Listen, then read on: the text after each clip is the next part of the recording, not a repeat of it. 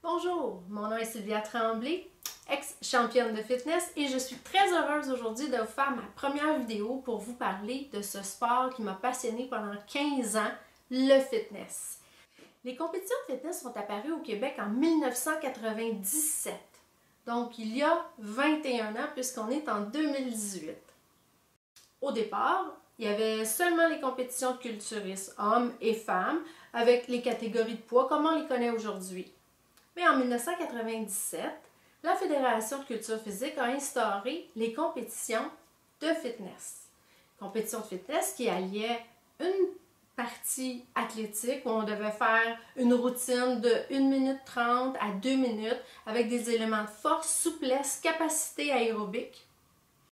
Et une deuxième portion, maillot de bain, où on était jugé sur le physique, la découpe musculaire et la symétrie.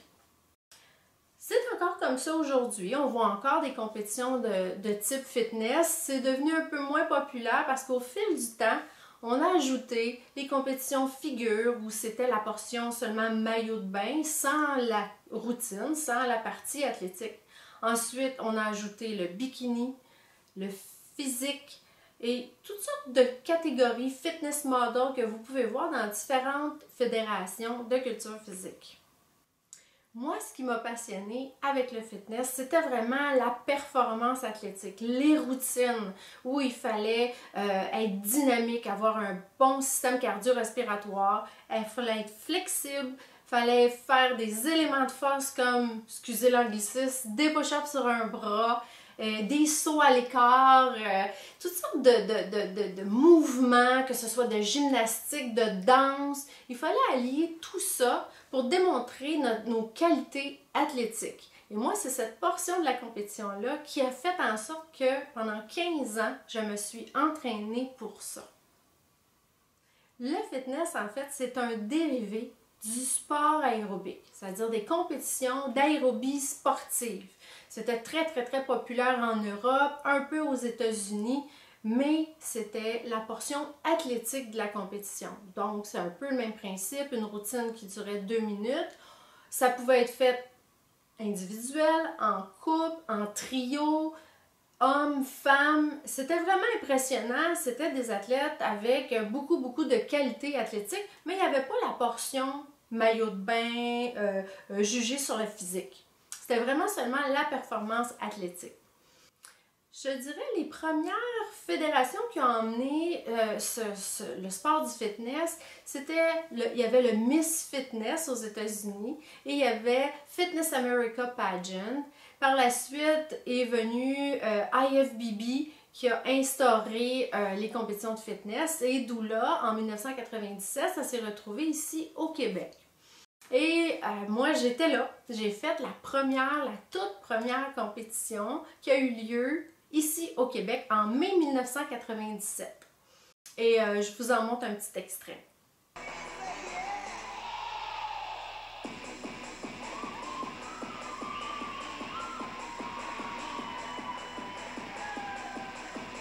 C'est défendu de rire. Disons que ça a beaucoup évolué, mais il fallait commencer quelque part, hein?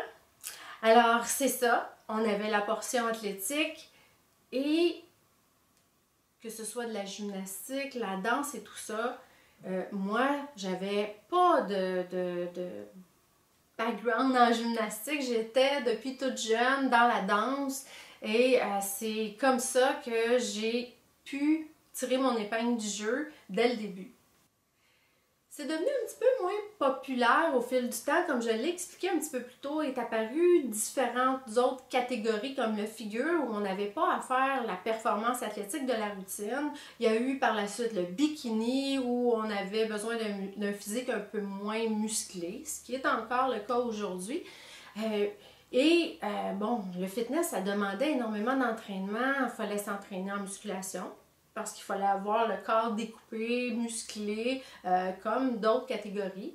Il fallait travailler au niveau de la routine, les éléments de force. Il fallait être souple, donc ça demandait des périodes d'étirement dans la semaine. Gymnastique, ben moi je n'étais pas une gymnaste, mais je suis allée me trouver un coach pour faire de la gymnastique parce que j'avais pas vraiment le choix. Ça me prenait quelques mouvements pour être à la hauteur et pouvoir monter dans les niveaux de ce sport-là. Donc, des entraînements de gymnastique, des entraînements de musculation, des entraînements de souplesse et plusieurs heures à pratiquer et à peaufiner la routine de la portion athlétique de la routine.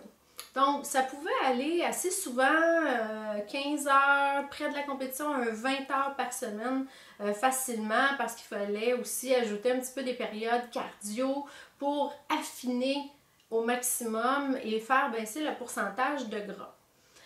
Donc, c'est quand même un sport qui est demandant.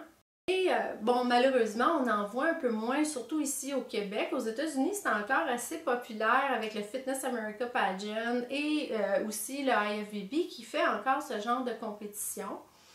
J'espère que vous serez là avec moi dans mes autres vidéos, que vous allez me suivre sur ma chaîne YouTube parce que j'ai envie de vous partager vraiment mon parcours, toutes les épreuves que j'ai passées au travers et tout ce que j'ai dû faire pour garder le cap, garder le focus sur mon objectif ultime. Vous savez, dans la vie, que ce soit pour un sport, le travail, les études, il faut garder le focus, il faut être discipliné pour y arriver, pour atteindre nos objectifs. Et tout au long de mes vidéos, j'espère vous transmettre ça un peu, que vous allez pouvoir vous reconnaître à travers ce que j'ai fait. C'est pas nécessairement que vous allez faire des compétitions de fitness, mais si ça peut vous aider dans d'autres aspects de votre vie, ça va me faire plaisir de partager ça avec vous. Alors j'espère qu'on se voit bientôt. Bye!